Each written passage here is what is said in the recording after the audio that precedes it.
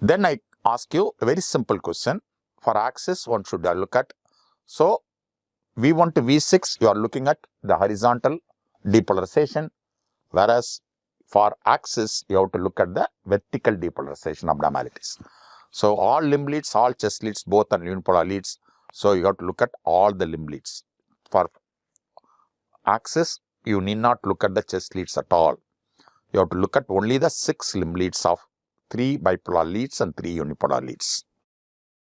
So, next I am asking about left axis.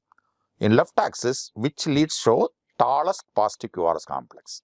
So, actually, in the left axis, the impulse has to travel towards the left-sided lead. Which is the left-sided lead here? L1 is horizontal lead, L2 is intermediate lead, L3 is a right-sided lead, and AVL is the left-sided lead.